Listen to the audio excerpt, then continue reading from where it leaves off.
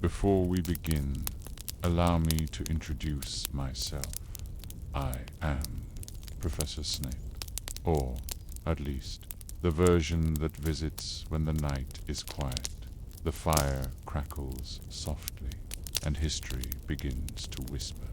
This is not a story meant to keep you awake. It is meant to slow your thoughts, ease your breathing, and remind you that the strangest moments in history were also the quietest.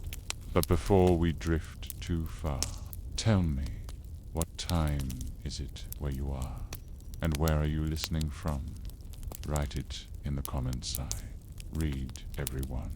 And if this soft-spoken storytelling helps you rest, click subscribe. It truly helps this sleepy channel grow. Now. Let us begin. Now. Drift with me to 1487, to a quiet morning in Swabia, to a woman whose footsteps are muffled by straw. Her name is not recorded in any surviving document, but we know she lived because of what was found beneath. A floorboard, a soft, crumbling wool pouch, stuffed with the leaves of feverfew, fennel, mugwort, and something else. A torn strip of linen, stained with dried blood and stitched with a symbol no church would claim. This was a midwife's secret. In the late 15th century, the air in the Holy Roman Empire was thick with smoke, not just from hearths, but from pyres.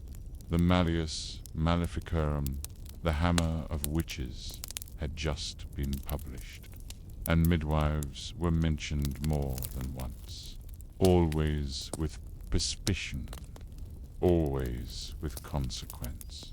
To deliver life was now to be suspected of taking it. This unnamed woman walked with care, not just because the cobblestones were wet, but because each door she passed might house a watcher, someone eager to whisper her name to the local priest, or worse, the town bailiff. Her pouch was practical. Feverfew for headaches and fevers, fennel to ease a mother's pain in childbirth, yarrow for bleeding, mugwort for stubborn births. But it was the dried sliver of mandrake root that could damn her, because mandrake was listed in the Inquisitor's lexicon of forbidden substances. Its roots twisted like human limbs, and its legends twisted further.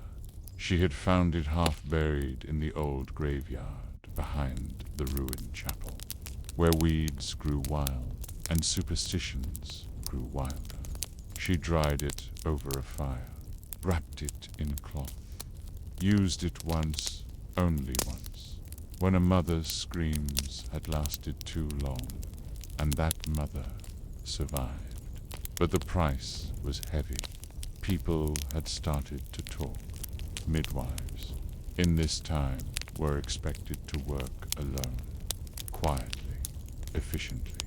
They were given no formal training, just inherited knowledge, passed down by word of mouth, often mother to daughter, or whispered on a winter walk between deliveries. But now, that knowledge had become a threat. Too much skill, too many healthy babies, too few deaths. And someone would wonder, what bargain did she make in this village? The mayor's wife had recently died in childbirth, and the attending midwife was new, young, not part of the old network. She lacked the caution of age. She prayed too loudly, offered remedies too boldly, and when she panicked, she named another woman, the one with the wool pouch. And so our midwife was summoned, not arrested, not yet, just asked to come, to speak, to explain. The summons was sealed with wax, But the real seal was the face of the guard who delivered it, not cruel, but pitiful, as if he knew this was the beginning of something that would end in smoke. That night she didn't sleep. Instead, she sorted her pouch, laid every herb on the table, examined each one. She wondered if she left now, would anyone shelter her? Would the old widow in the next town speak up? Would the baker's wife, whose twins she had delivered, hide her? Or would they all remain silent, because silence was safer than gratitude? She folded each herb back into the pouch, except the mandrake that she placed inside the hearth and watched it burn. It crackled like twigs, hissed like damp wood, and when it was gone, she said a prayer, but not one from the church. One older, one taught to her by her grandmother, in a dialect that no priest could decipher. And outside, far beyond the window, the wind shifted. The morning of the hearing came like any other grey skies. A hint of mist, and the sound of boots on muddy cobblestones. But for the midwife, every sound was sharpened. A cart creaked louder. Birds called with less joy. Even the echo of church bells felt judgmental. She didn't wear her pouch that morning. Instead, she dressed plainly, a washed linen gown, her hair covered in a dark coif. No scent of herbs clung to her hands. She had scrubbed them with ash the night before. The summons had been formal, not yet a charge. She was to explain herself, to answer a few questions. But everyone knew what it meant. This wasn't the kind of questioning where answers mattered in the small town of Hohenberg, where this story likely unfolded, one of many places in the empire where midwives lived on the edge of suspicion. Inquisitor had recently arrived from the bishop's court. He was not a man of the cloth, but a clerk. That was the new model. Less sermon, more ledger. He had a sharp quill and a sharper nose. He had read the Malleus Maleficarum, cover to cover, and his mission was to find logic in shadows. The midwife entered the hall through a side door. The main door was for judges, clergy, and male witnesses. She was led to a small wooden bench. A table had been set, not with food, but with her work. Bundles of dried plants, scraps of linen, a pair of iron scissors, objects taken from her home, laid out like crimes. The Inquisitor did not look at her when he began. He read from his parchment instead, flatly, methodically. Do you admit to owning these herbs? Yes. And what is their purpose? To reduce fever, to ease the afterbirth, to help with cramping. You claim they are medicinal. I claim nothing. I explain. A pause. Then he lifted the iron scissors, held them by the blades as if they were poison. Why not wooden tools? Because they do not cut. That was her only answer, and he did not like it. The Inquisitor wasn't trained in medicine, but he had been trained in suspicion. He pointed to a small cloth sachet filled with dried rosemary. And this, for memory, who's hers? He did not press, because he knew that many women, after giving birth, forgot things. Names, days, sometimes by the child's face. And though he would never say so aloud, he had once seen his own sister, after a long, brutal delivery, lose part of herself. He moved on. She was not accused yet, but the room already smelled of guilt. A friar sat quietly in the corner. A scribe wrote everything down. The town mayor watched through narrowed eyes. He had no power in this room, but he wished to be seen. The Inquisitor finally asked the question they had waited for. Have you ever been present at a birth where the child was born? Misshapen. The word meant many things in those days. It was dark when they arrived. The forge was cold, the house lit only by 2 beeswax candles, and the wavering shadows of a fire long spent. The blacksmith himself was not there. No one asked where. The girl lay curled on a straw-stuffed mattress. Her hands clenched her belly. Her breaths were shallow, sharp. She was afraid, but also ashamed. Because even in pain, a girl in labor without a husband was a stain. And so she whispered, "I'm sorry, I didn't know. I didn't mean to." And the midwife only shook her head. Don't speak. Not as a command, as a mercy. She worked without a word. The girl's mother had died the winter before. There were no aunts, no sisters, no friends allowed near. Just the old brother, standing at the door, turning his hat in his hands. The delivery was slow, too slow.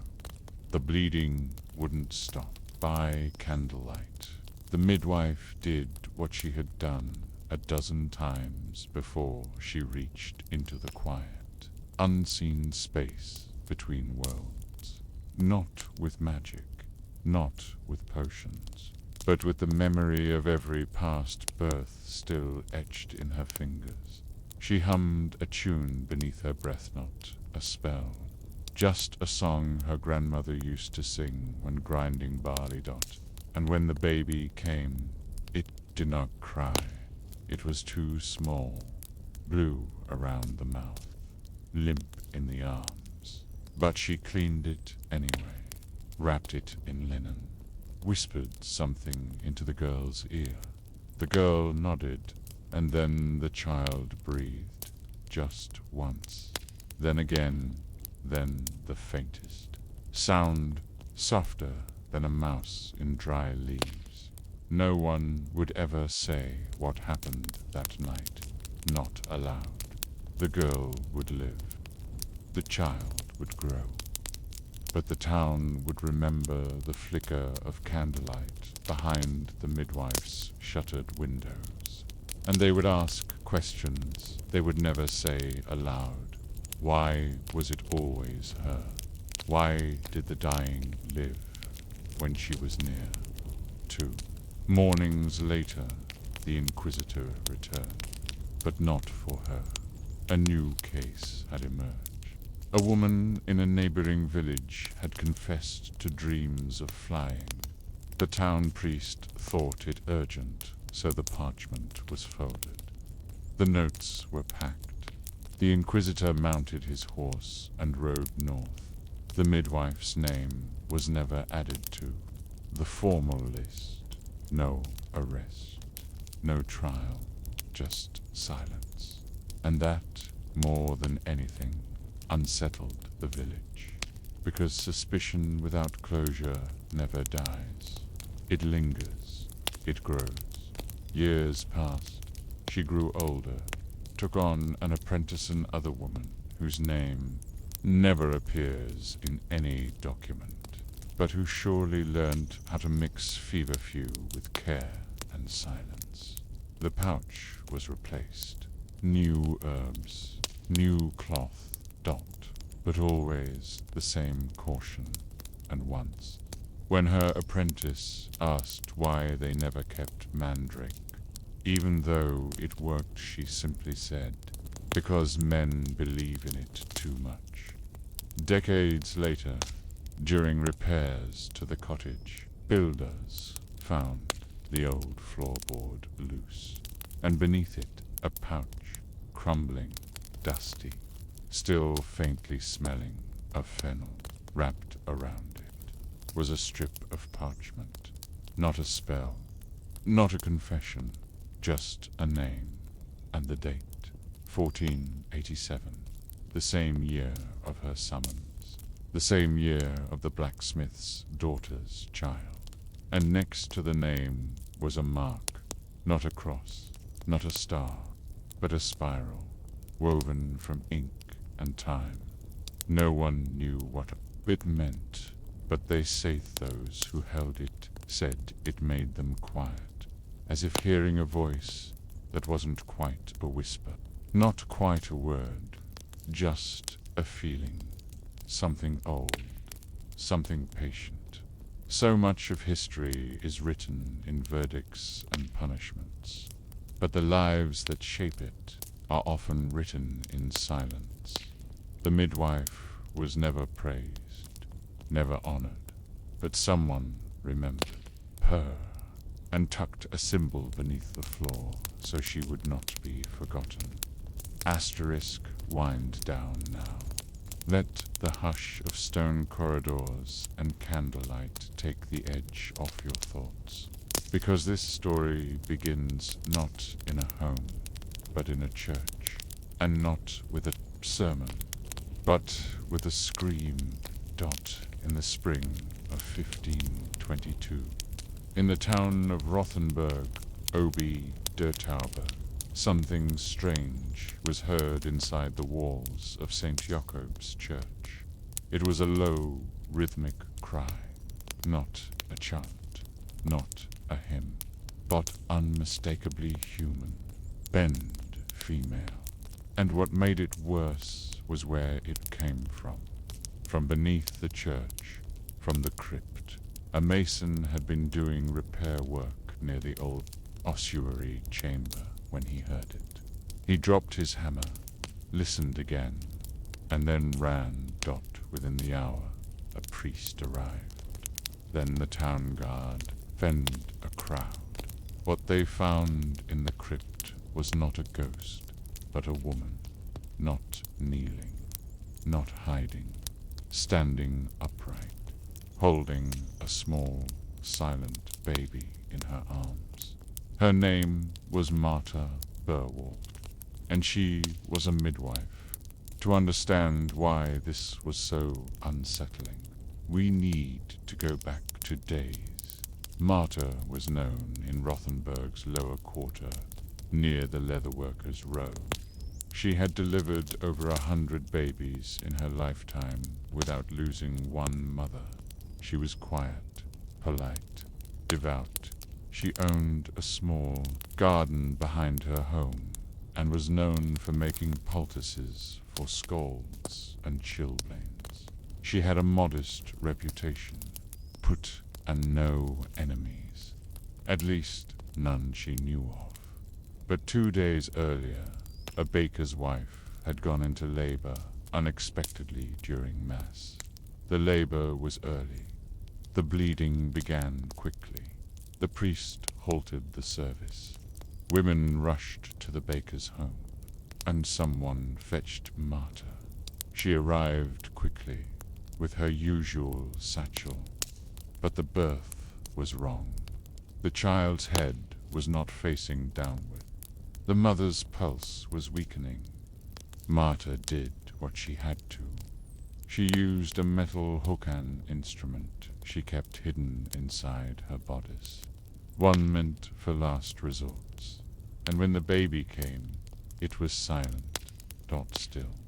But then Martha pressed her fingers behind the infant's ears, rubbed its spine, whispered something close to its neck, and the child cried out.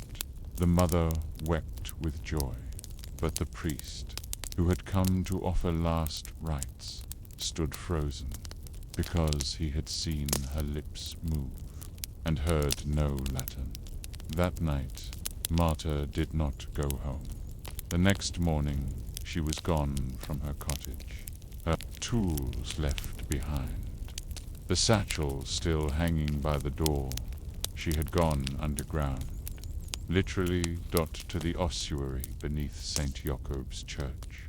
She had served there once, years ago, when the old priest fell ill. She had cleaned the stone floors, lit candles, scrubbed bones. She knew its shadows. But why had she gone there now? And more strangely, why, with the baby, the infant had survived, but was not the baker's child?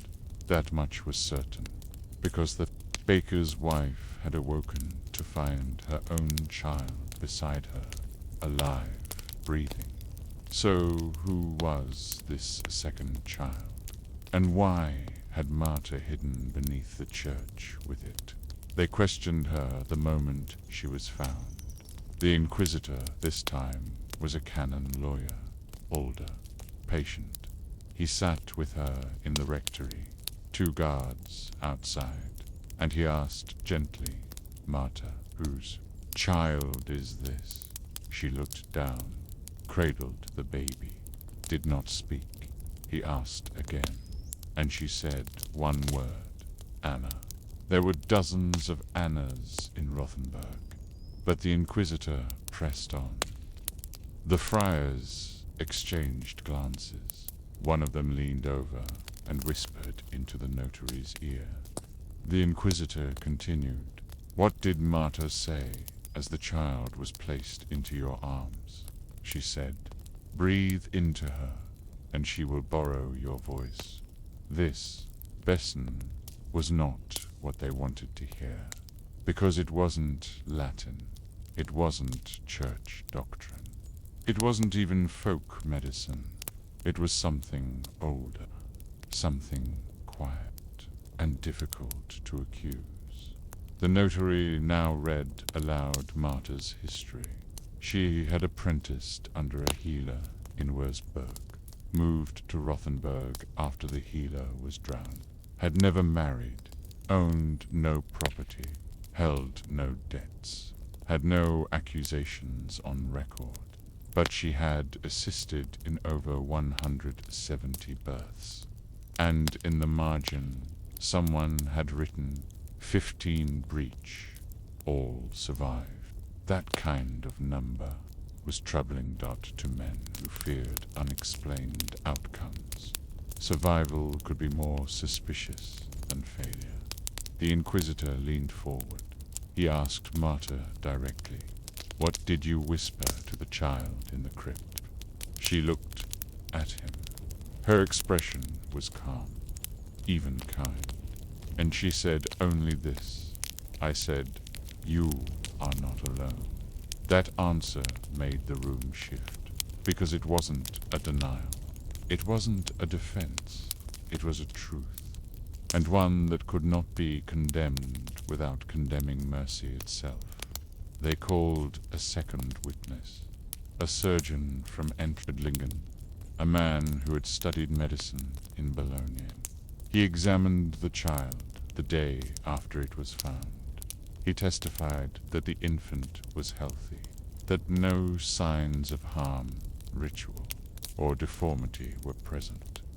Then the inquisitor asked him, could the child have been revived without prayer? The surgeon, after a pause, said, "Yes, it happens." Then the inquisitor asked, could the child have been revived by breath? And again the surgeon said, "Yes, some midwives do this."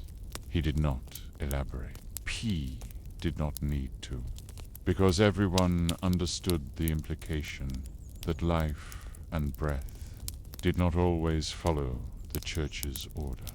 As the session closed, the inquisitor stood, and he said aloud, "There is no clear evidence of pact or heresy, but the court advises that Marta Burwald refrain from the practice of midwifery until further deliberation." A pause. Then her tools will be confiscated, her records burned, her apprentice, if any, will be dismissed. Marta did not flinch. She simply stood, nodded, and walked out of the hall. Outside, no one spoke to her, not even Odelet. But the baby Ono was waiting in Clara's arms, and as Marta passed by, the child reached out, not crying, just reaching, and Marta did not stop. Asterisk. The house was cold when she returned. Her firewood had been stolen, or perhaps offered in kindness to another while she was away. The shutters creaked. The garden had been trampled. A stray cat had gotten into the apothecary. Shelf and scattered elderflower and crushed oats across the floor. She swept in silence. It was the first time her hands had been idle in over 30 years. Her satchel was gone, her tools taken. She had no official profession now, no patient lists, no names left in the city rolls. Her ink was spilled deliberately across the ledgers in the town hall. Marta Burwald, midwife, was no longer a record, but her memory, like so many women's, did not live in ink. It lived in the breath of children, the way a mother's body remembers the voice that guided her through pain, the way a widow finds fennel in her soup and recalls how it once softened her grief. Over the next few months, Marta kept to herself. She walked only at dawn, never during market hours. She no longer attended Mass, though she lit candles outside the chapel gate. And once, when a neighbor's infant died in the night, no one came to her door, not because they hated her, because they feared what would follow, not the law, but the whisper that Marta Burwald had said something, and the child had breathed again, because in an age of theology and steel, the idea that something could almost be magic but not quite was more terrifying than magic itself. One afternoon, Clara the candlemaker came to visit. She carried Anna. The baby had grown rounder, her eyes alert, her grip strong. She held Marta's finger without hesitation. Clara said nothing at first. Then she asked, "What did you say to her that night?" Marta looked out the window at the moss along the well, the empty corner of the yard where her herb spiral used to grow, and she said, not as an answer, but as a sigh, I told her that silence was not the same as absence. Years passed. The Reformation swept through cities like fire through dry wheat. Priests fled. Scribes rewrote. Which trials rose. Then fell. And eventually Rothenburg forgot the girl with the hidden child, forgot the whisper in the crypt, forgot the woman who stood without trembling. But in the candle ledgers old, cracked books that recorded every sale for church and vigil, there is a notation from 1546, candle for Marta, Burwald, laid at dawn by a woman unknown, paid in salt, by and rosemary, marked with spiral. There was no burial record, no grave, but there was a candle and a memory. Years later, a midwife named Ruth would appear in the southern quarter. She carried no satchel, wore no symbols, but she lit a candle every Thursday in St. Jacob's and carried a sprig of elderflower in her sleeve. When asked where she learned, she would say, I was told by someone who was once not allowed to speak. And when they pressed, she'd only smile, because in her world, healing wasn't taught aloud. It was passed through hands, and whispers, and the spiral returned, not on paper, but in carvings, beside wells, in stitches, on baby bonnets, on the backs of wooden spoons, used in difficult births, a quiet symbol, not of rebellion, but of return, because Marta had not vanished. She had become untraceable, and in a world that feared records more than ghosts, that was the safest place to be. Asterisk. There are books from the Middle Ages that were never meant to be read aloud. Not in churches, not in courts, not even in whispers by firelight. They were written in cramped Latin, often in margins, between judgments and ecclesiastical orders. Their names were long and pious, sounding de prestigiis, demonum loficirum, formicarius, but their contents were not sermons. They were blueprints for suspicion. And in more than one of these grim manuals, you will find a quiet obsession with women who delivered children.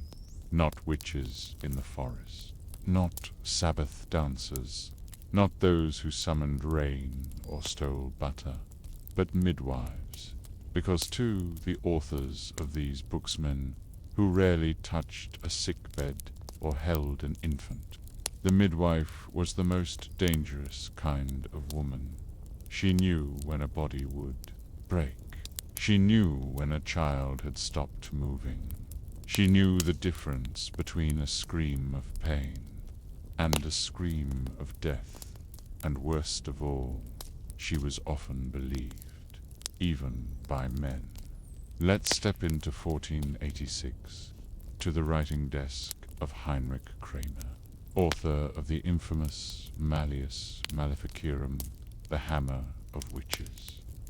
In the minds of the men who wrote these manuals, every moment of childbirth was a battlefield, not of blood and breath, as it was for the women living it, but of theology, and in their world time mattered, because if a child died before baptism the holy water touched the crown of its skullet, was said the soul was lost, not punished, not purgatory-bound, lost. And who was there in that fragile window between a child's first gasp and the priest's arrival? The midwife, not a man of cloth, not someone trained by the church, just a woman, often uneducated, often barefoot, sometimes illiterate, yet she had the power to decide whether a soul received water or not. The manuals obsessed over this. In a quiet corner of the Formicarius, written in the mid-15th century by Johannes Nidia, Dominican like Kramer, there is a case, described in alarming vagueness. A child perished before the sacrament, and it was said that the midwife uttered a name not found in Scripture. The village, now gripped by cold and misfortune, turned upon her. The name is never recorded, the child's family unnamed, no location, no year. But that didn't matter, because stories like this weren't meant to be factual. They were meant to make people afraid, to cast doubt. Because even if the child had truly died of fever, or of premature labor, or of the cold floor it was born on, suspicion clung better to the midwife than to nature. The manuals frequently outlined a terrifying possibility, that midwives could perform false baptisms, that they whispered not the Holy Trinity, but something else, words that marked the child's soul for Satan, not out of hatred, but out of duty to a pact. This idea, the false baptism, was particularly damning, because, if true, It meant the church's claim over life could be overridden by a woman with a bowl of water and a whisper. And worse, no one would know. The child might still cry, still grow, still wear a cross, but its soul would be inverted dot. This idea caught fire in legal texts. The Constitutio Criminalis Carolina, the great imperial law code of the Holy Roman Empire in the 16th century, made room for witchcraft trials. And while it didn't single out midwives, the courtrooms did, because the judges and scribes had read the manuals, and the manuals had told them where to look. They had created a lens through which care became suspicion. A boiled herb became a hex. A whispered prayer became a pact. A silent labor became a sign of witchcraft. And the midwife, already alone in her work, became the center of 1,000 unspoken accusations in the Swiss canton of Valais in the 1420s. One of the earliest European witch panics swept through villages and valleys. More than 200 women were tried. Among them, at least 20 were midwives. Records say they were interrogated about oil mixtures, pale fires during labor, and unnatural silence. After birth, the confessions were likely tortured, but once written, they became permanent, and other manuals copied them, because manuals weren't original. They were recursive, built from recycled paranoia. In some of the illustrations added later to these manuals, you'll find midwives depicted not at work, but at a Sabbath, naked, dancing, holding infants upside down, stirring cauldrons. Even the tools of their trade linen cloth, scissors, a birthing stool, were redrawn to resemble implements of sin. And thus, the midwife's image was reshaped from caregiver to conspirator, from life-giver to soul thief. But none of this could erase what actually happened in homes and barns and cellars every day. Women gave birth, and midwives helped them, not with sorcery, not with pacts, but with knowledge passed from hand to hand, voice to ear. Knowledge born not in books, but in blood. Asterisk by the end of the 16th century. The fear had calcified, not in screams or smoke, but in ink. Dozens of witch-hunting manuals had circulated through Germany, Switzerland, and northern France. Each added something new, a testimony, a sign, a method of interrogation. But one pattern remained unchanged. Midwives were always near the top of the list, and when their names were written down, they were rarely erased. In Augsburg, court scribes recorded a chilling phrase next to several names in 1582. Hebam reddit wenig aber weighs veal. Midwife speaks little, but knows much. It was meant as suspicion, but it could also have been a tribute, because that was their power. They knew things no one else wanted to know, not even priests, not even judges. They knew how to calm a torn wound, how to make a child turn, how to wash the dead without fear, how to deliver twins, one after the other, in the dark. And that kind of religiously embodied, terrified men who wrote books about demons they'd never seen. The manuals never captured a midwife's hands. They never described the way she pressed her palm to a sweating brow, caught, or how she caught a newborn without flinching, or how she looked a mother in the eyes and said, "You'll live." They only saw her as a silhouette, a threat, a question mark, an unlicensed gatekeeper between heaven and whatever lay beneath. But we know more now. We know many of these women were not heretics, not Sabbath attendees, not poisoners or peddlers of souls.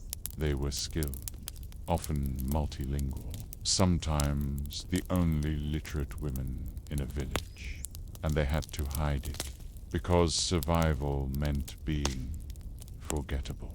Some midwives responded by burning their own recipe books. Others passed their knowledge orally, never writing a word. And some simply vanished. Their names never made it to parchment, not because they weren't feared, but because they had learned how to be invisible. In a tiny convent near Lake Constance, one document survived, not a manual, not a trial record, a list written in the margins of a psalter by a nun with aching fingers. Names of the women who birthed quietly in secret and helped life enter the world. There were 15 names, no accusations, no annotations, just names, dot, and next to each a mark, a simple spiral, drawn in ink, made from walnut shells. No explanation, no prayer, just a mark that said, "This one helped." And so the spiral returns again, not in fire, not in fear, but in memory, etched quietly where no manual could reach, in spoons passed down generations, in lullabies sung with herbal steam, in gardens where yarrow still grows next to feverfew, because the manuals eventually stopped being copied. But the hands, the whispers, the midwives never stopped. They just stepped into the silence, between cry and breath, where no ink could follow. Asterisk, not every message needs to be written. In fact, during the worst years of the witch trials, the safest messages were never spoken, never inked, never handed from one person to another. They were burned, stirred, hung on a hook by the hearth.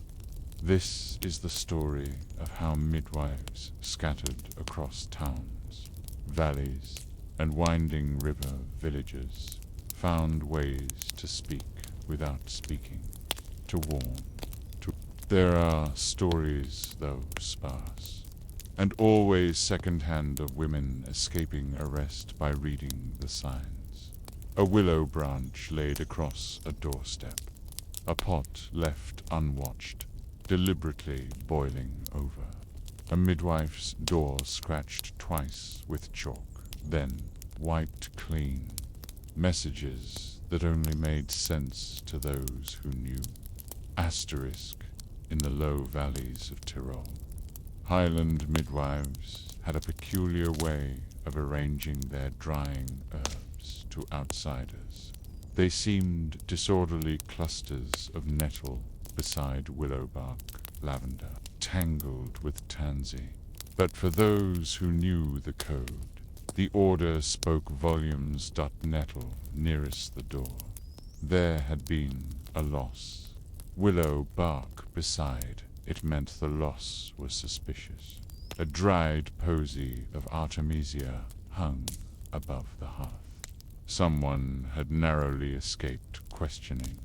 These herb bundles were read like letters, not loudly, not quickly, but carefully, like a map only, visible under the right light. Artemisius, sometimes called wormwood, was a favorite among cautious midwives because it served double duty. It calmed the wound, and it masked scent, not just the smell of other herbs, but the scent of blood, birth, even fear. Midwives who feared being searched or watched would scatter dried artemisia in their footpaths, breaking up their scent for dogs. Should they ever be hunted, a page from a forgotten convent manual in Salzburg notes quietly. When riding under suspicion, crush wormwood leaves into your boots. Let no hound follow where breath has no guilt. We don't know who wrote that, but it was preserved between pages on candle making and souring. Milk, tucked in like an afterthought, a secret folded into domestic knowledge. In some areas, especially among women who could not read, time became their ally. Certain warnings were built into rhythm. If a midwife arrived to help a mother and tapped the door 3 times, paused, then tapped twice again, it meant she had been followed. If she knocked once, waited, then said nothing at all, it meant she needed help. Sometimes this helped her avoid traps. Sometimes it simply told others to listen more closely. And then there were spoons. Ordinary wooden spoons, carved from birch or beech, each with subtle marks on the handle.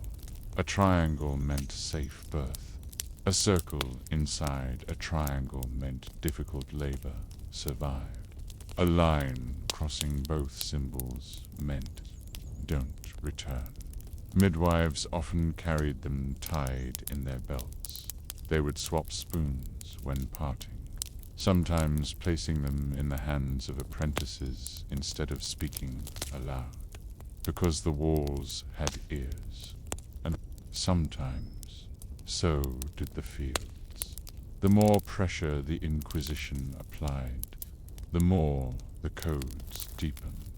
Midwives were sometimes watched by local priests, their recipes audited, their cloth bundles inspected, so they began to encode even their notes. A simple parchment reading: 3 sprigs, 1 boil, steep till blue, could have 2 meanings, one to ease a cramp, the other to indicate a location. 3 turns past the river bend, 1 kettle house, wait until the sky darkens to navy. It was all in the phrasing. A mark added in the corner, 3 dots by the latter. Without it, the note was just about T. in one village outside Cologne. There was a story of a midwife who saved herself using nothing but honey and linen. She had learned that a local informant had mentioned her name. Rather than flee or hide, she baked. She filled her windows with honey cakes, sweet, golden, fragrant. People came.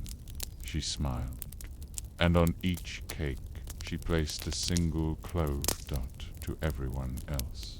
It was a garnish dot to her circle. It meant, I am being watched, and just like that, no one asked questions. No one entered. No one lingered. This wasn't resistance. It was survival. Survival made possible by memory, because codes don't work if they're not remembered. They don't protect if they're not passed on. And somehow across a century of trials, interrogations, bias, these silent messages endured through recipes, through linens, through spoons carved with triangles that no priest understood. Asterisk, there was a phrase among certain midwives in the Black Forest. If it's written, it's broken. They didn't mean laws. They meant protection. because once a warning, a remedy, or a name was written down, it could be read, copied, used against them. So they turned instead to aprons. Yes, aprons. The one garment a midwife wore more than any other, lined in linen or wool, depending on the season. Always worn during labor, often washed in river water with rosemary to keep it cleaner than clean. But the fabric also carried messages. Some stitched a small, deliberate tear on the left hem. It meant, I cannot speak freely. Others embroidered faint geometric lines along the edge, barely visible, like creases. A diamond meant safe home. A diamond with a slash, danger in the village. 2 dots above the hem. A trial had been announced, and if you looked very closely, you might find a tiny spiral, always stitched by hand, always different, but always meaning the same thing. You are not alone. Aprons were traded between women, not as gifts, but as signals. If you received one with a particular mark, say, a green stitch tucked into the waistband, it might mean, come after dusk, bring elder root, or a birth is expected, and danger with it. No names, no addresses, just the cloth dot, and, if questioned, it was only an apron, a gift, a scrap of thread, nothing more. In villages near the borderlands, where French, German, and Slavic tongues blurred together, these signs became even more elaborate. They used bread crusts, cut in shapes, shutters tilted at an angle, a cat let outside during daylight, when normally it would sleep in the eaves. Even the way a midwife left a door told a story. If she left it just slightly unlatched, and didn't knock when leaving a home, it meant she had seen something she couldn't name, and that someone else should watch, panned, wait. But what's remarkable is not just that these codes existed, it's that they lasted, even into the 1600s, long after the most brutal years of the witch hunts. Folk records show remnants of these habits. A widow in Saxony recounted during a deposition in 1613 that her mother once placed rosemary sprigs at the corners of their house when no one was sick. When asked why, she said, because the neighbor's fire burned to blue that day. The magistrate wrote it down as nonsense, but to another midwife reading between the lines, it meant the neighbor was under suspicion, and rosemary long, used in funerary rites, was meant to ward off what came next. Some historians today argue that these codes were nothing more than coincidences, that candles burn unevenly, that doors swing in the wind, that symbols were never consistent, and perhaps they're right. But what they miss is this: these weren't spells, they were shields. In a world where the line between healer and heretic was drawn by strangers, the only defense midwives had was each other, and so they remembered. Not just recipes, not just chat. She was not imprisoned, she was warned. A second offense, the magistrates said, would mean flogging. She continued to heal, and nothing more was recorded of her, because those who feared erasure often stepped into silence, In some places, the conflict was more brutal. In Paris, a female healer named Perrine was arrested in 1397 after several of her patients reported her. Herbal water had eased their swelling. The water was fennel, steeped in vinegar, but she had sold it, and that made her a criminal. Surgeons, after all, charged silver. She charged onions and eggs. Her competition was not spiritual. It was economic, and yet even some surgeons knew the truth. A letter from an anonymous Parisian surgeon, found folded in a theology text, reads, "They know things we do not. They see what we cannot. And yet we silence them because they do not speak as we do." He does not name her, but he marks her craft. Her hands are wiser than my blade. It was not about truth or skill. It was about control. The church feared unsanctioned healing because it blurred the line between divine providence and mortal choice. If a woman could ease fever with willow bark, why pray? If she could mend a wound with sheep tallow, why tithe? If she could save a breech baby, what did that say of saints? And so they wrote new rules. Healers must be watched. Midwives must report baptisms. All remedies must be inspected by a male clerk. But in the quiet, the women kept working by candlelight, by feel, by breath. Asterisk in a small town outside of Mainz in the early 1400s. There lived a healer named Hilda. She wasn't famous. She didn't write books. She never left her village. But every woman within 10 miles knew her name. She treated fevers with tansy and cool cloths. She bound cracked ribs with linen soaked in meadowsweet.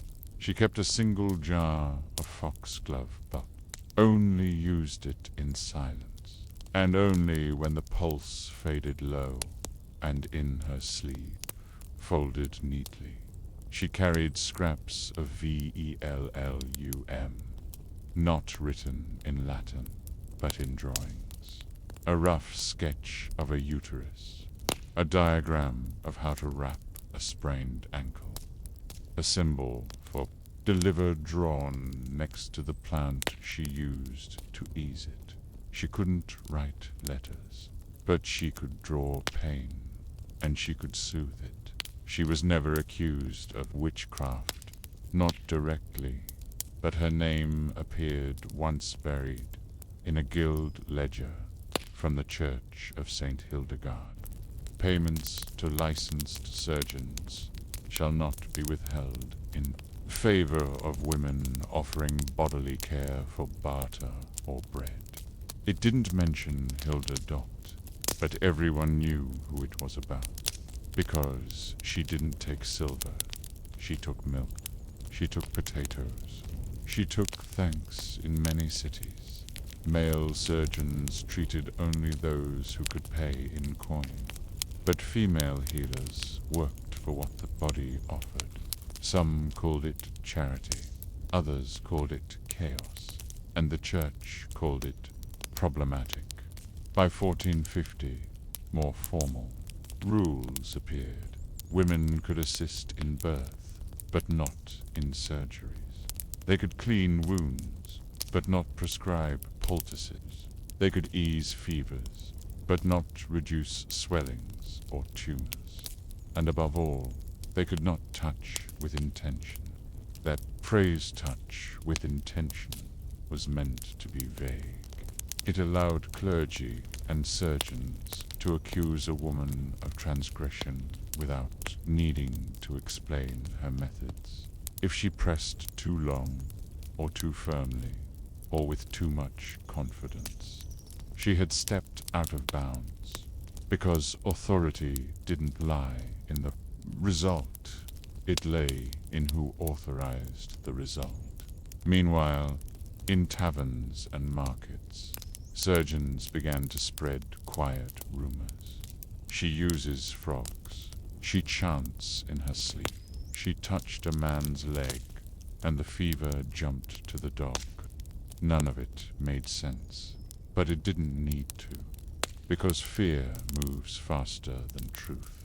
In the city of Lübeck, a church-trained surgeon once insisted a man's leg be removed due to rot. A female healer suggested a poultice of clay and mustard seed instead. The family hesitated, but the man named Diet refused. The amputation, within weeks, the leg began to heal.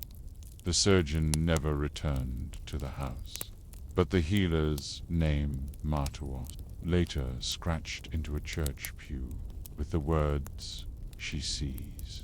No one knows who wrote it, but a year later, the pew was burned during repairs, and Marta's name vanished from records. This war had no battles, no declarations, just policies and fires and silence. The church surgeons expanded their dominion, gaining new privileges from city councils and the women. They adapted. They stopped calling themselves healers. Instead, they said watchers, sitters, helpers. They carried no tools, just bundles of clean linen and vinegar-soaked rags. They offered no predictions, just presence. They would say, "I can wait," with her, rather than "she will survive." They learned to sound small, because being heard was dangerous, and yet the sick kept coming. The mothers, the wounded, the children too frail to wake.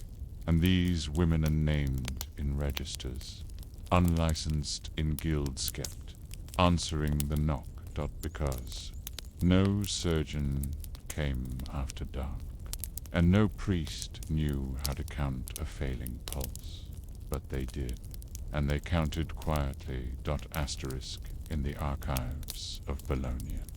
There is a medical ledger from the year 1507. It's a precise record.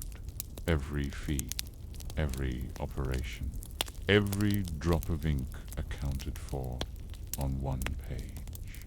A surgeon named Pietro lists the names of 13 patients he treated for fevers, growths, and woundings. And next to one, he has written, "Patient arrived, pre-treated by an unlicensed woman. Work ruined, no name, no details, just a note of irritation." But that same patient, according to a separate burial record, lived another 6 years, and that tells a different story. This was the erasure, not in fire, not in punishment, but in ledgers, in records that recorded success only if it came from men in robes or gowns. If a woman boiled willow bark and the pain stopped, no one wrote it down. If a man bled a patient with leeches and the patient died, still went in the book, because acknowledgement wasn't about outcome, it was about origin. And yet, bodies remembered what the book's DIDN, single quotes to women remembered the touch that eased the afterbirth. Farmers remembered the salve that saved their hands. Children remembered the hum of a voice while fever passed. And over time, a different kind of ledger formed, not in parchment, not in ink, but in memory, in the way one woman passed a recipe to another, in the way a knot was tied around a cloth bundle, in the way a tea was prepared, even after the name of the herb was forgotten. These were the footnotes to the ledgers, the margin scribbles no one saw, the slow, whispering rebuttal to every erased name in Prague in the late 1500s. A new medical school opened under church patronage. Its library included all the usual texts: Gelon, Hippocrates, Avicenna, but on one shelf, hidden among poorly bound tomes, was a loose-leaf set of pages. No title, no author, just a list of symptoms and remedies. For cough that rattles like seed in a gourd, place a warm stone beneath the ribs. For a child who does not wake, rub the feet with brine and nettle. It was a breach, not dangerous not yet, but enough to require care, deliberate pressure, firm guidance, and more than anything, time. But time was not something Elsa had, because in towns under suspicion, a scream heard too loudly at the wrong hour might bring a priest, or worse, a clerk. And a clerk meant parchment, and parchment meant risk. So Elsa whispered, not charms, not spells, just breath, measured calming breath, matched to the rhythm of the mother's pushing.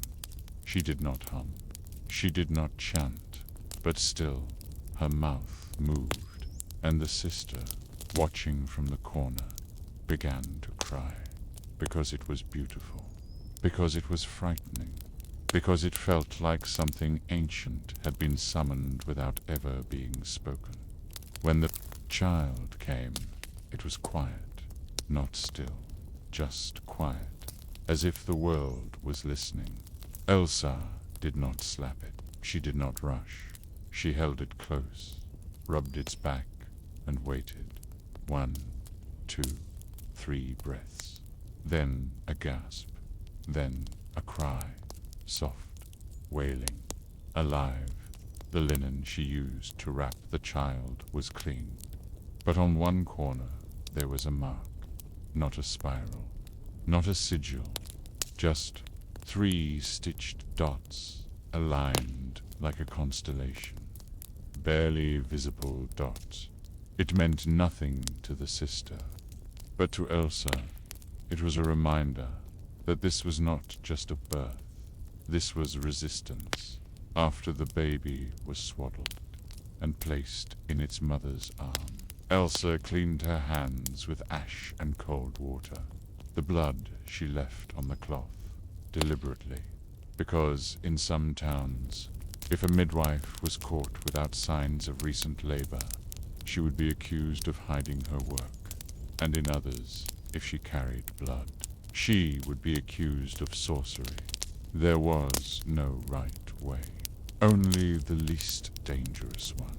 Before she left, Elsa placed a single sprig of rosemary in the ashes of the hearth, not for blessing, not for magic, for memory, so that if the mother forgot the pain, or the sister forgot the fear, the rosemary would remain fragrant, bitter, persistent, a scent to mark what had happened. Elsa left through the same gate. No coin was exchanged, only bread, still warm, wrapped in cloth. She disappeared into the night, the snow beginning to fall gently. Back inside, the mother wept, not from pain, not from relief, but from the strange silence of the room. A baby had been born, but no one would speak of it tomorrow, because when the Inquisition knocks, even joy must be hidden, even life must be kept quiet, even tears must be wiped away with care. Elsa did not return home after the birth, not right away. She walked past her cottage, past the worn stone stoop and the shutter with the split hinge end, continued until she reached the far edge of the village. There, behind the abandoned stables, stood the tanner's widow's shed. Inside was nothing but old hides, cracked tools, and the smell of earth soaked with brine. But under the floorboards, there was space, just enough for a woman and a bundle of linen that Elsa stayed there until morning. Not because she feared punishment that night, but because she knew how accusations were planted, not in rage, but in rumor, not from strangers, but from neighbors. And the longer she stayed visible after a birth, the more her silence became suspicious. Back in the village, the baby slept. The mother did not. She held her child and stared at the basin beneath the bed. It was half full with bloody cloth, cooling water, and one of Elsa's bandages. The sister had tried to clean it, but every time she reached for the cloth, she hesitated because it didn't feel like waste. It felt like proof that something real had happened, that they had walked the knife's edge between life and death, and made it back. But in towns where the Inquisition lingered, proof could be dangerous. A bloody cloth was not just a reminder. Pain. It could be seen as a sign of ritual, of secrecy, of midwifery, outside church knowledge. They knew of a woman once punished for keeping her bloodied linens too long. The cloths were burned publicly, and she was fined. When she protested, they questioned her herbal jars. No one saw her after that, so the sister took the basin at dawn, carried it past the woodpile, buried its contents beneath the frost line, and scattered ashes on the dirt, not to cleanse, to confuse, because sometimes the only thing that mattered was making the ground look like nothing had happened. Meanwhile, Elsa stirred beneath the floorboards. The morning frost crept through the cracks in the wood. She unwrapped a different cloak than the one she had arrived in. This one was older, stained, slightly too short. It wasn't hers. It had been passed to her years ago, after the death of another midwife, not by blood, not by lineage, but by trust. The cloak had once belonged to a woman named Helkung at the door of her cottage after the trial. The trial she didn't survive. Elsa had taken the cloak not as inheritance, but as camouflage. Because when you wear the coat of a woman no one dares speak about sometimes, they stop looking at you. That was how she survived, by making herself smaller, less visible, less memorable. She changed her route each week, never tended to the same family twice in a month, never asked for her name to be written, and she never stayed after dawn, except once. It had been years ago. A boy had been born early, too early. He did not breathe, and the mother had not cried. Elsa stayed. She held the child's hand, soaked linen, in warm milk, and pressed it to his lips, waited, hummed, not a charm, just breath. The child stirred, and the mother screamed not from fear, but from the shock of hope returning. The neighbors heard. Someone sent for the priest. He found Elsa still sitting beside the bed, the child in her lap. She said nothing, neither did he. But 2 days later, a church scribe asked questions. From that day forward, Elsa returned to silence. She used symbols. She let others speak her name. And when people asked if she was a healer, She answered only, "I wait." And that's what she did now, as the frost deepened, waited for word of what came next. Whether the sister had spoken, whether the family had been overheard, whether the child had cried too loudly, because survival did not end when the child breathed. It began. 2 days passed. The child was still breathing, still feeding, still quiet. The mother had not left the bed. Her strength had not returned, but her hands wrapped around her newborn trembled less. The sister remained near the hearth, still watching, still listening, and every time the wind moved through the shutters, they paused, waiting to hear the sound of boots on stone. But none came. No knock, no crier, no parchment, just silence. And that silence became its own kind of fear, because danger didn't always announce itself. Sometimes it waited. Sometimes it listened first. So the sister made herself busy. She gathered the cloths, cleaned the pail, scrubbed the windows, though they didn't need it. And when she found Elsa's linen scrap folded by the basin, marked with the 3 faint dots, she did not throw it away. She burned it, not because she was ungrateful, but because gratitude, spoken at pit in the year 1591, in the small market town of Bamberg. A baby was born with a dark patch of skin behind its left ear. A mole, flat, round, no bigger than a lentil. The mother barely noticed it. The father, a tanner by trade, didn't see it at all.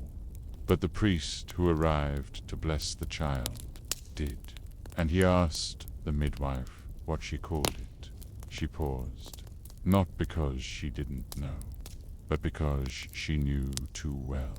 She could say a birthmark, or a mole, or even a gift from the mother's blood.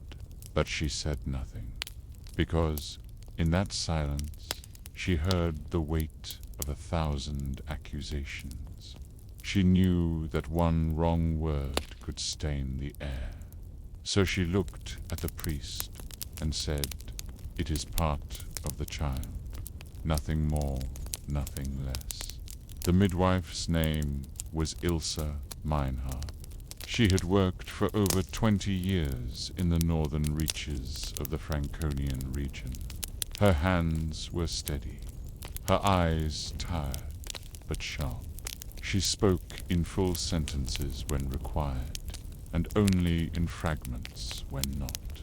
She was trusted, even by men. But she had made one mistake. She had helped deliver a child whose mark looked too much like something from a book. And now the book was open. The priest wasn't cruel, but he was newly assigned.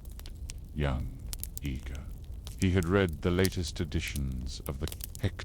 He had underlined passages. And the one he remembered now said, "A sign, if found at birth, and not of natural shape, may be a devil's touch, whereby the infant is already claimed." So he asked again, "Are you sure this is natural?" Ilse stood, walked to the hearth, wiped her hands, and turned slowly. "I do not know the devil's handwriting. I know skin." That was not the answer he wanted. He made a note, not an accusation, just a record dot. And when he left the house that day, he visited the town scribe, asked if Ilse had ever been cited before, if her name had appeared during the sweeps 2 summers ago. The scribe said no, but her name had come up during the fever. People questioned whether the elder syrup she gave was truly healing. Nothing was proven, but the question remained. The next evening, Ilsa was summoned, not to court, not to a trial, just to a gathering, a discussion with the local elders and the priest. She arrived at dusk, wearing her plain brown shawl. No herbs, no tools, just herself. She was offered a chair and asked to explain why she did not name. The mark. Her answer was quiet, because it is not mine to name. One of the elders shifted uncomfortably. The priest leaned forward. Do you not believe in the devil? Ilsa did not look away. I believe in the body. I believe in breath. I believe in blood. I do not know what the devil believes. That answer, like the others, was not wrong, but it was not safe, because it did not submit.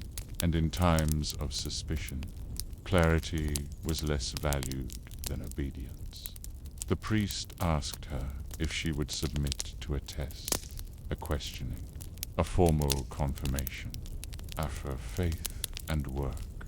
She asked what that meant, and he told her, you would be asked to name all signs of the devil you have seen in children. She stared at him, then said, I have seen fears. I have seen hunger. I have seen bruises from hands to large.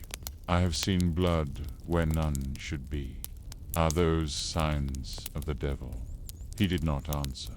The meeting ended without decision, but the silence that followed was a verdict in itself. Some neighbors stopped greeting her at the well. A basket of bread left at her door the next morning was taken back by noon. The child's mother came to thank Herbert only once, and with her hood drawn low, because people weren't angry, they were frightened. Not of Ilsa, but of what might happen if they were seen speaking her name too easily.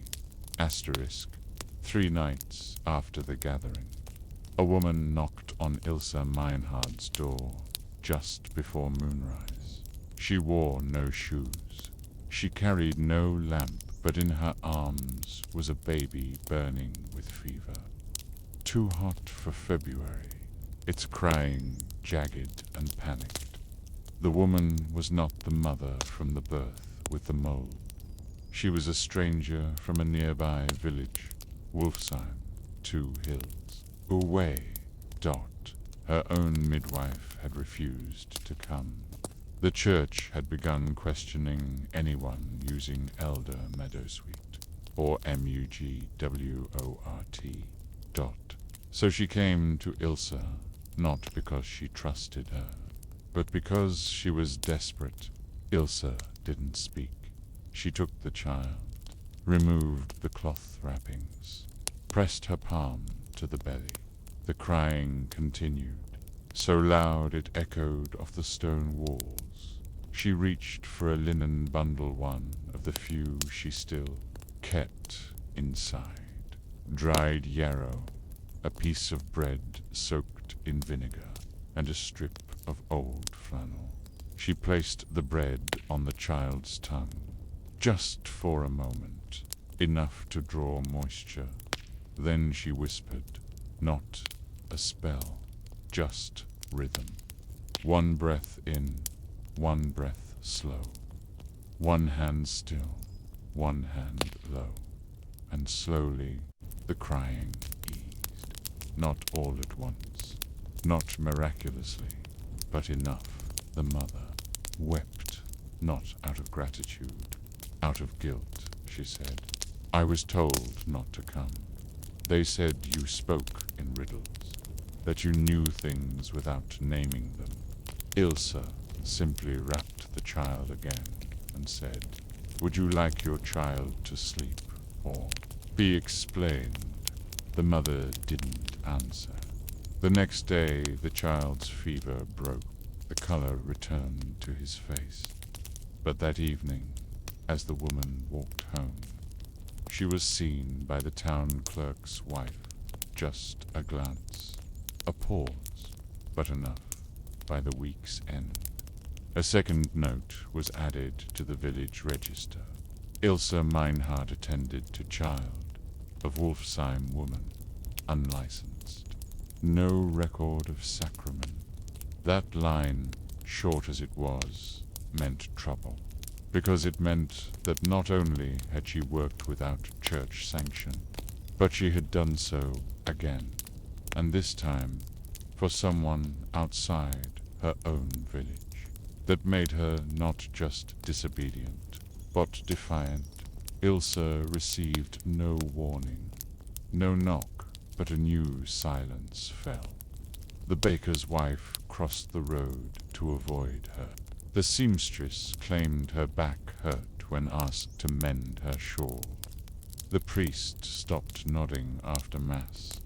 And someone left a loaf of bread on her doorstep, split open. Its inside stained black with soot, not for eating, for warning.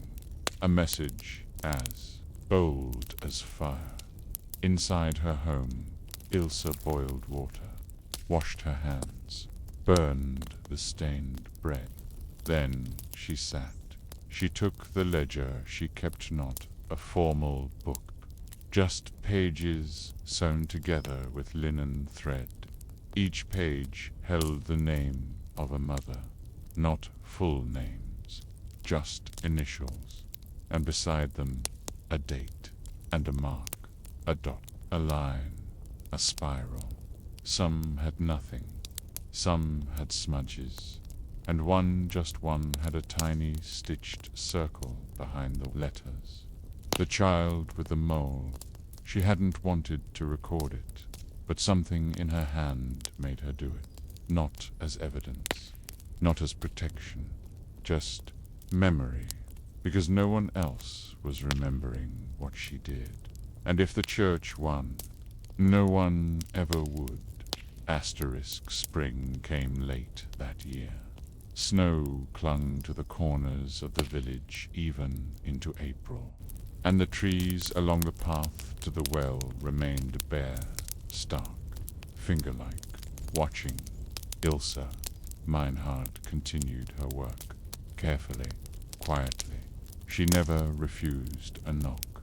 She never asked for coin, and still the silence grew thicker around her. Then, one morning, the priest returned, not with parchment, not with accusation, with a request. A mother in the outskirts, his cousin's wife, was in labor. The local women refused. The bell rang twice that morning, not for mass, not for fire, not for warning the shepherds that wolves had been seen again beyond the east. Pasture. 2 tolls only, then silence, and every woman in the village knew what it meant, not because it was written anywhere, but because it had happened before. This was 1612, in a village near the edge of Wurzburg, one of many small places caught in the rising flood of trials, not just for witches, but for women, who stood too close to breath and blood, midwives, herbalists, healers, women who waited beside pain instead of avoiding it. And in this place, the bell rang, not for the dead, but for the ones who would soon be questioned. It was a code, a cruel one. The bell was located in the small belfry above the clerk's house, not the church. That was part of what made it different. It didn't belong to God. It belonged to the magistrate, and it rang only when a name had been written, not yet read aloud, but chosen. That morning, when it rang twice, a girl carrying bread turned pale and nearly dropped her tray. The baker's daughter whispered, "They've taken the parchment." and the baker simply nodded. Everyone knew what came next. Marta, the midwife, heard the bell as she was binding a poultice of barley and lard for an old man's ankle. She paused, not because she feared the bell. She'd heard it before. But this time something was different. It had rung between mass and market. That meant the decision had been made early, which meant the name was someone they had already been watching. Someone known.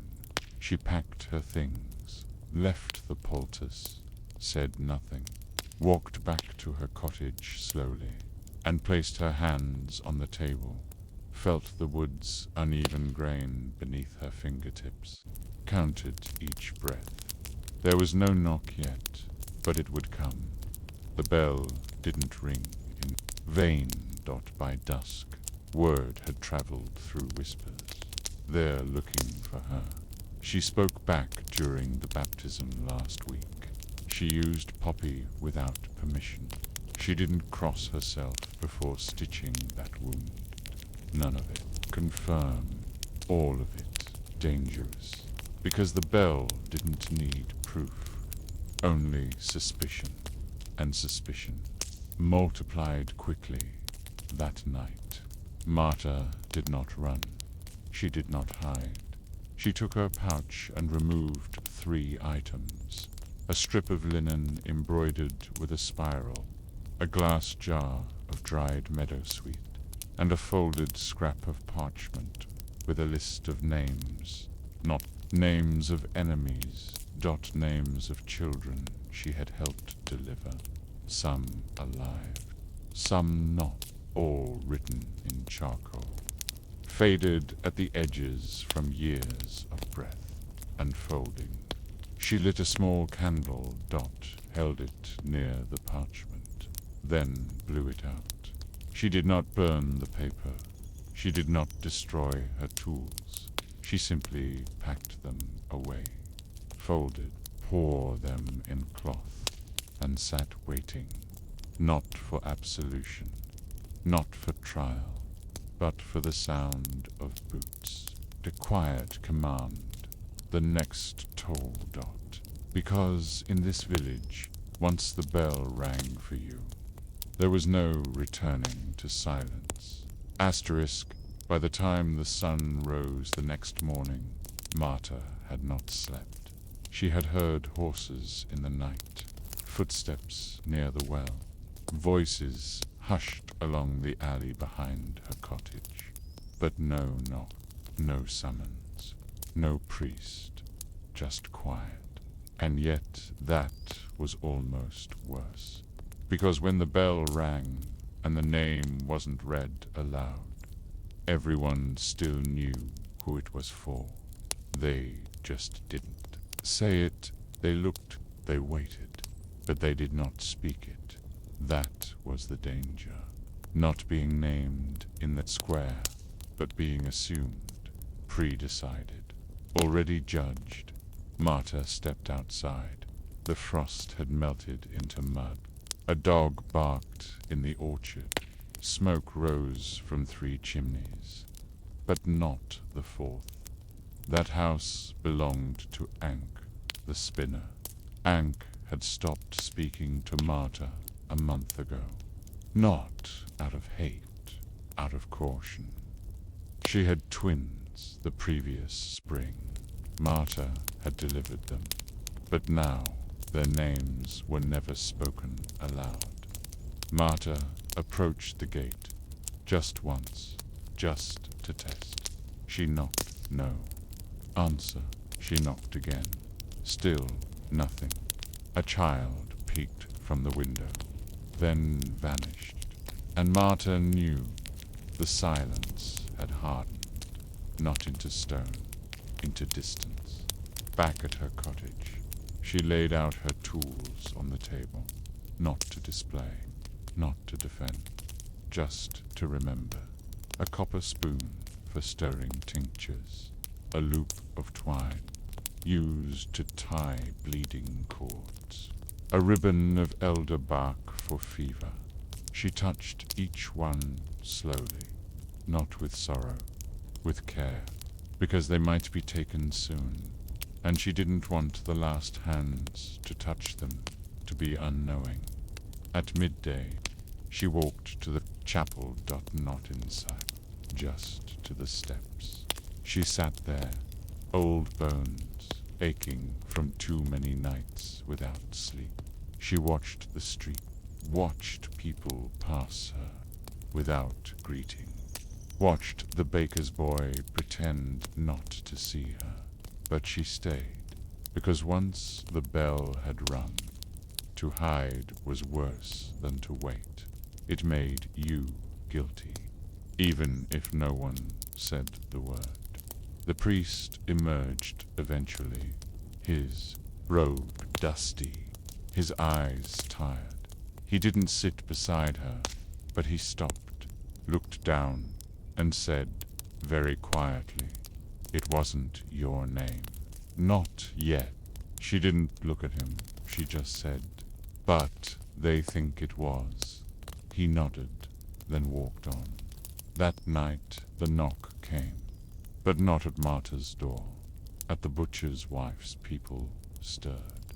Candles were lit in windows, and Marta, sitting once again by her hearth, knew what had happened. They had chosen someone else, someone younger, less known, less careful, someone who had used burdock root too openly, who had spoken her remedies aloud, someone who had been seen. The next day, the bell rang once more, 2 tolls, then a pause, then one more. That last toll was new. No one knew what put it meant, and no one asked, because asking meant interest, and interest was dangerous. Marta went to the field that evening, to the slope where the wind always carried the scent of pine. She buried the list of names there, not as a surrender, but as a promise, because names were heavy, too heavy to carry in places where bells could ring without warning. She did not stop tealing, but she changed how she moved. She walked at dawn, not dusk. She spoke less. She wrote nothing, and in time the bell rang again, for someone else, and someone else again, until the tolls blurred together, and no one was safe. Asterisk weeks passed. The bell rang again, and again, and then it stopped, not because the trials ended, but because the tolls no longer mattered. Everyone already knew who was being watched, who was next. They had learned to read the signs before the sound. A shutter closed too early. A woman's basket returned untouched. Children not allowed to play. Been certain yards. And so the bell, once sharp and cruel, faded into something else. An echo, an afterthought. Marta continued her work. But now it happened behind doors that barely opened, in cellars, in stables. She brought no fire, no light, just warm cloth, boiled water, whispers that calmed shaking hands. And when the baby came, she stayed, only long enough to be sure it breathed. Then she slipped away, not because she was unwanted, but because her presence was a risk no one wanted to take. One day, a parchment arrived, not sealed, just folded, delivered by a boy too young to understand. Inside, a message. The council will review healing licenses next month. Applicants must attend. No name, no charge, but the meaning was clear. Step forward, or step aside. Marta folded the parchment, placed it inside her ledger, next to pages marked with faded circles and dots, then closed the book. She did not apply, not because she had given up, but because the work could not be licensed. Not really. A birth could not be notarized. A mother's trembling could not be itemized, and grief could not be filed in triplicate. Instead, she gave the book to someone else, a girl she had once helped, now grown, cautious, sharp-eyed. She said only, "Don't use the bell's rhythm. Use your own." The girl nodded, took the book, and stitched it into the lining of her cloak, not as record as armor, years later. When the trial slowed and the bell tower rotted, no one replaced the rope. It fell in a summer storm, cracked the side of the clerk's house. No one was hurt, and the bell lay there half buried in weeds. Children threw stones at it. Farmers rested their tools beside it, and slowly the fear drained from its shape. It became a thing of metal, not meaning, and martyr. She died quietly, like most midwives did, without fanfare, without inscription. But when the town clerk wrote her death into the book, he paused over her name, not because he feared her, not because he mourned, but because he remembered the day he was born. And the hands that had caught him, hands that had known more than they said, hands that had never shaken, hands that had once, long ago, refused to call a mark anything but itself. That was the power not in the healing but in the naming, and in the choice when asked to betray the body, to simply say no, asterisk, in the corner of the cottage near the woods. Bundles of herbs hung upside down from the rafters: sage, rue, yarrow, fennel, mugwort, and one long, curling vine of vervain, dried and brittle. To a healer, this was medicine. To a mother in pain, comfort. To a child with fever, relief. But to the inquisitor who entered that room in 1580, it was proof, not of healing, of heresy. The cottage belonged to a woman named Greta Holtz. She was a widow, a mother of 4, and had delivered over 20 children in the last decade.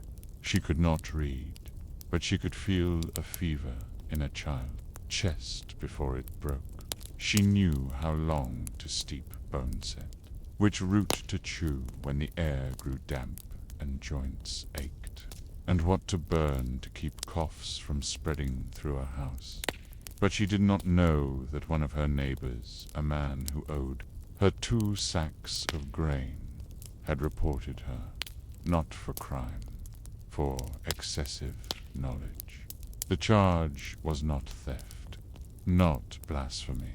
It was curious arts, a phrase used when a woman seemed to know too much about how the body worked, too much about pain, blood, swelling, dreams, and too little about Latin dot. When the inquisitor stepped into her home, he did not greet her. He pointed to the rafters. "What are those?" She answered plainly. "Summer's herbs." He looked closer, named each aloud dot, and wrote them down. Then he asked the real question. "Who taught you?" Greta paused, because that was the trap. If she said her mother, they might ask about her grave. If she said no one, they'd accuse her of receiving the knowledge from unnatural sources. So she answered, time. That answer became her first mark in the ledger. A woman who could learn without books, without men. That was suspicious. They took the herbs, catalogued each one, claimed mugwort was used in rituals. That vervain opened the body to demonic dreams. That bone set was used to speak with spirits through fever. Greta explained what each was. Poor. But her words weren't written down. Only her silence was. Where she hesitated, where she looked away, where she sighed. Those moments became the record. They opened her cupboard, found jars labeled with charcoal smudges, symbols, not words, a crescent moon, a teardrop, a spiral, a handprint. The symbols were practical, a way to remember. But the Inquisitor called them marks of communication, and they were entered into evidence later. They found a mortar and pestle, worn smooth. Too smooth, they said, for ordinary cooking. They asked what it had been used for. She said, to make life hurt less. They asked, what life? And she said, any of it. That was entered as confession. Her children were sent to neighbors. The herbs burned in a fire outside her home. The smoke was thick, fragrant, sweet, and bitter all at once. Some said it smelled like sickness. Others said it smelled like truth. But to Greta, it smelled like memory. And she stood at the window and breathed it in. Eyes open, not crying. Asterisk, Greta Holtz was brought into the magistrate's hall. 2 days later, she had not been tortured. Not yet. But she had not been allowed to wash the ashes from her burned herbs. Still clung faintly to her sleeves. She did not try to brush them off. They sat her on a stool too small for her frame. The floor was damp, the ceiling low. The scribe scratched his quill twice before the questioning began, not to test the ink, to give her time to feel the weight of silence. The Inquisitor began with routine questions. Do you know Latin? No. Have you read the scriptures? I've heard them. Do you own a rosary? No. A pause. Then he said, but you own rosemary. And someone in the room smirked. He unrolled a parchment. Read from a list each item from her cupboard. Bone set, nightshade, chamomile, rue. He didn't say how much of each was found. He didn't care what they were for. He only asked, who gave you permission to use these? She looked at the floor. No. One. He leaned forward. Then by what right? She said nothing, because to say need was not allowed, and to say God was blasphemy, because the church had already decided God did not teach women directly. They moved on to the symbols, the charcoal drawings on her jars, the spiral, the crescent, the 3 dots. They held them up as though they might bite, and asked, what do they mean? She explained. The spiral is for pain that moves.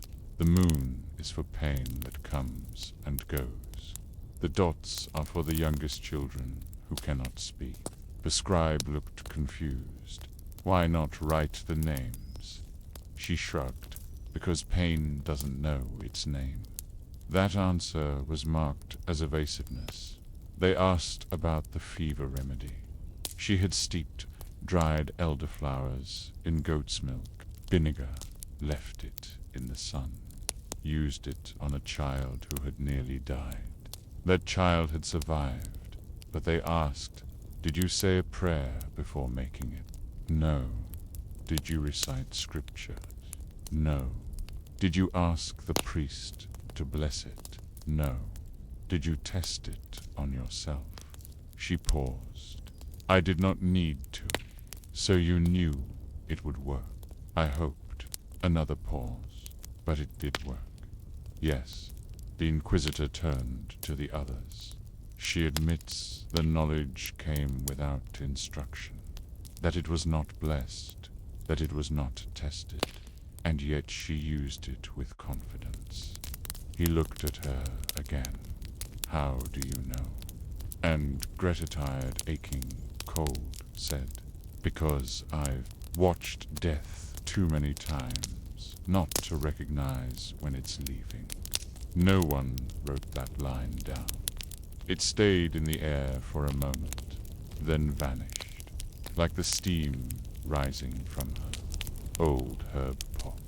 After the questioning, they brought out the ledger, the town's book of suspicions, not formal charges, just names, crossed with lines, smudged with dirt, sometimes blood. Her name was there. Beside it, a faded mark drawn months before her arrest. A neighbor's complaint, perhaps, or a clerk's idle note. It didn't matter. The mark was already there, and that made her guilty, because suspicion always blooms faster than innocence. They released her that evening. No sentence, no absolution, just a warning. You will not prepare remedies for anyone but yourself. That night she sat in her garden. The beds were torn, the roots dug up, but she found one sprig of lemon balm still growing. She crushed it in her palm, belled it to her nose, breathed, then pressed it to her chest, and wept, not for herself, for the knowledge she would not be allowed to pass on. Asterisk in the weeks that followed Greta's release.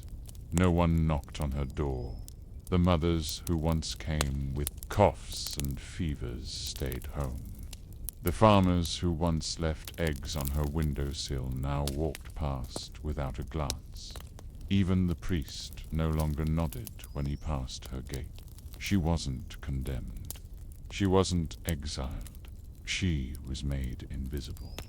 And that, perhaps, was worse. Inside her cottage, she sorted what remained. Most of her herbs were gone, burned or trampled. Her mortar had been cracked during the search. The shelves were bare, but in one crack of the wall deep, behind the hearthstone, she kept a folded square of waxed cloth dot inside it. 7 pressed leaves, one for each herb the Inquisitor hadn't named, because some plants weren't written in their books.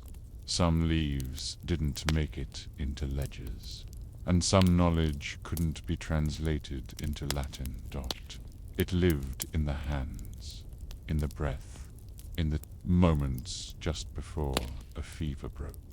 She placed each leaf one by one into the crack behind the hearth, not to hide, not to hoard, but to leave a trail for whoever might come after. Then she did something strange.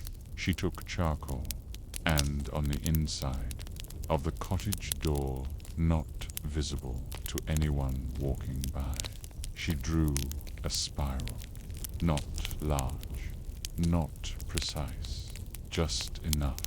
Beneath it, a crescent, and beneath that, a single dot. No word, no signature, dot, just memory, dot. It wasn't a spell, it wasn't a ward, it was defiance, a quiet refusal to forget, to let them burn everything. Because a woman's hands may be emptied, but her mind can hold things forever, and her walls can too. When she died, it was in sleep. A neighbor found her 3 days later. No sign of struggle, no parchment beside her, just a kettle of rainwater on the hearth, a stone wrapped in cloth to keep her feet warm, and a strip of linen folded beside her hand. Inside it, wrapped like something sacred, one sprig of yarrow, one dried rosehip, and a pinch of meadowsweet. The priest who buried her said little. The grave was shallow, the name not carved, but the young girl who had helped carry the water basin for her years before she remembered. She returned to the cottage that night, lit a candle dot, and pressed her hand to the inside of the door, found the spiral, the crescent, the dot, and added a second dot beneath it, then closed the door and left it exactly as it was. Years later, when the Inquisitions ended and time dulled, with fear someone else lived in that cottage. They painted the door, but the marks bled through, no matter how many coats, because memory has a way of staining wood, especially when it's born from something true. The book's called Greta a commoner, a widow, a suspicious figure, but in the soil where her garden once grew, the lemon balm still returns every spring, unplanted, UNTENDED, dot, and a child once picked a leaf from it, held it to her nose, and said aloud, "This smells like someone who knew things." She was right, asterisk. In the archives of a small monastery in southern Austria, there's a court ledger with one missing page, not burned, not rotted, torn, dash clean, deliberate from the spine. The parchment stubs still show where it once was. The pages before and after are ordinary. .1 lists the fines paid by merchants for late taxes. The next records the interrogation of a traveling tinker, suspected of stealing a priest's cloak. But the torn page, that's where a name once lived, a woman's name, a midwife's. And the only reason we know that is because of a note scribbled on the next page's margin. She did not return. We do not pursue. The village is quiet again. No trial, no burial, no witness list, just disappearance. This was not rare. In fact, it was common, because not every midwife accused of witchcraft was arrested. Some were warned. Some vanished before the parchment reached them, left in the night, took only what could fit in a cloth bundle, left no trace, and when they did, the silence that followed said more than any record. Because healing didn't stop, it simply shifted, changed hands, disguised itself. Waited in 1578, a midwife named Bruna was last seen in the village of Elsbethen. She had delivered twins for the mayor's sister live, healthy. A week later, she was named in a whisper, not a formal accusation, just a quiet rumor that she had spoken to the water before it boiled. That was enough. By the time the scribe arrived with parchment, her home was empty, not looted, just cleared, the hearth swept, the bed neatly folded, the herbs gone, no note, but pressed into the table's wood, a small spiral carved by knife, .1, that matched the symbols found in 3 other towns that same year. No one claimed her body, because there wasn't one, and no charges were filed, because it is hard to prosecute a ghost. But in the years that followed, mothers still whispered Bruna's name, not in prayer, in memory. Bruna told me to place nettle by the door if fever came, Bruna said no child dies alone if someone's hands are clean. These weren't confessions. They were fragments. Survivals in Lunenburg. Another name surfaced briefly in 1602. Margaret Voss.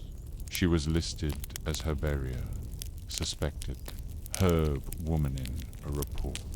No age, no birth town, but in a collection of linens preserved from a family estate.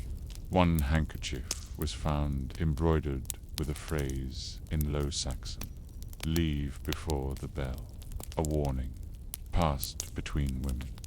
Possibly hers, possibly not, but it was folded beside a dried pouch of tansy and meadowsweet. And it had no owner. We don't know how many women vanished before parchment touched them, because records don't keep silent. They only keep what someone dared to write, and most scribes did not write about escape, because flight looked too much like wisdom, and wisdom in a woman was dangerous. Asterisk. Not all who vanished left silence. Some left something else, a sign, a trace, an unfinished task. In a riverside village near Speyer, there is an old oral story, still told quietly, during long winters, about a midwife named Anneliese. She was known for wearing heavy boots, even in summer dot. She said they kept her grounded. That soft shoes let spirits follow you home. She worked well into her 60s. Her joints ached. Her hair turned the color of ash dot. And then, one day, she was gone. No one saw her leave, but the boots were still there, at the door, placed neatly side by side dot inside her home. Nothing had been taken. The herbs were arranged as always. The ledger opened to the last name. Water still simmered on the hearth, and in the ashes a single spiral, drawn with the end of a stick, burned just enough to mark bit, not enough to destroy it. The villagers said she had been summoned by someone far away, a dying child. A mother in need, but the man knew to town. From the city reported her disappearance to the bishop's office. He called it a deliberate evasion of questioning. But no summons had been issued, no charges made.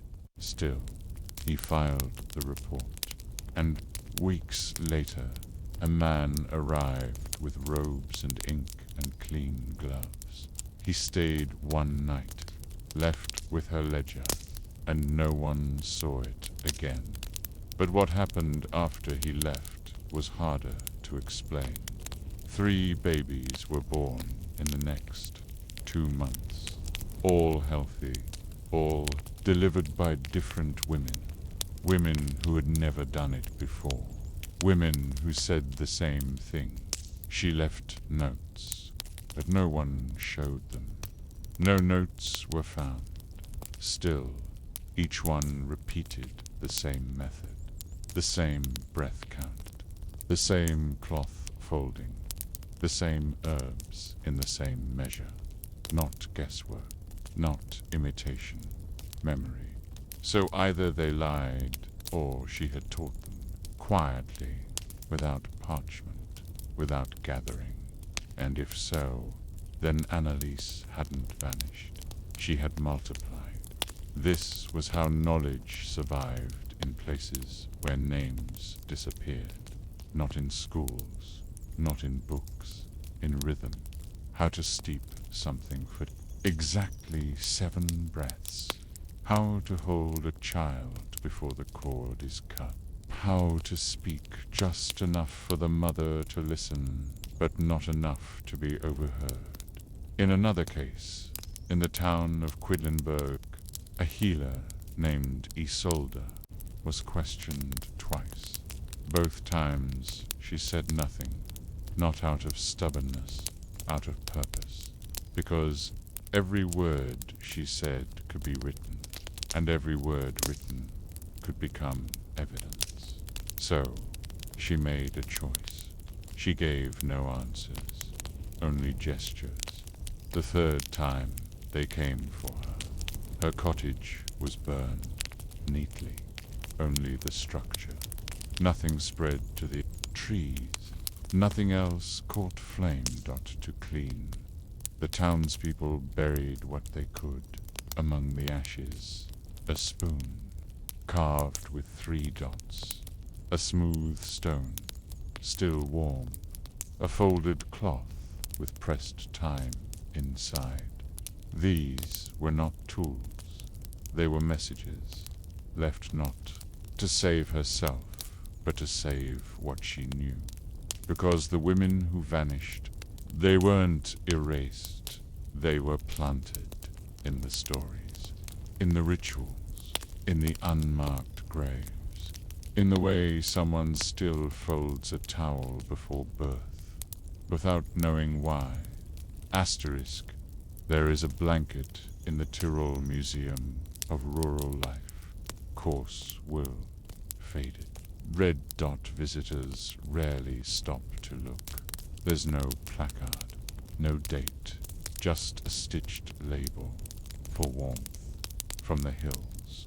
But historians who study women's folk practices, they pause there, because the stitches at the edge form a quiet code.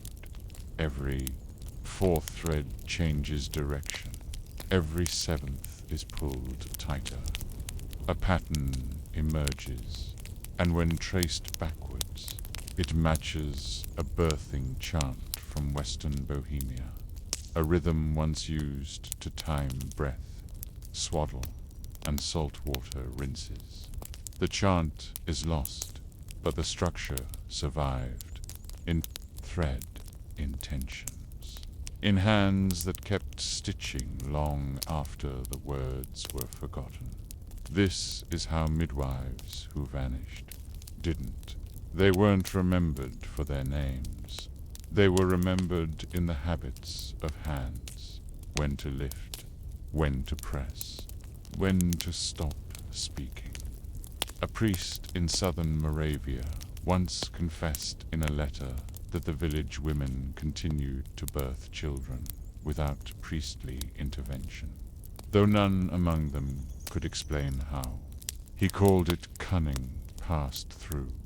Marrow, he was not wrong, because bone memory is a kind of archive, and some knowledge clings to the body even when the mind is told to forget. In a ruined chapel near Freiburg, a fresco was uncovered behind layers of limo ice. It showed a woman, not a saint, kneeling beside a birthing stool. Her eyes were closed, her hands pressed gently around the hips of another figure. There was no halo, no cross, no inscription, just the gesture, soft, steady, necessary. The image faded quickly once exposed, but someone sketched it before it vanished, and in the sketch a small mark was noted on the woman's sleeve. 3 dots, a crescent, a spiral, not a signature, a sign. What became of these women? Most were never recorded again. No grave, no trial, no children to speak their names, but their work was not undone. Children lived, wounds closed, pain eased, all in places where no one knew who had taught the first hand. Even in towns that tried to erase them, something lingered.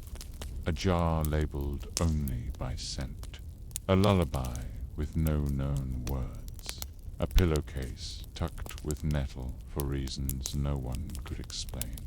These were their records, not on parchment, but in breath and salt and cloth. So when a child is born quietly in the night, with only a grandmother there, no book, no rite, but everything goes well. Maybe it's not luck.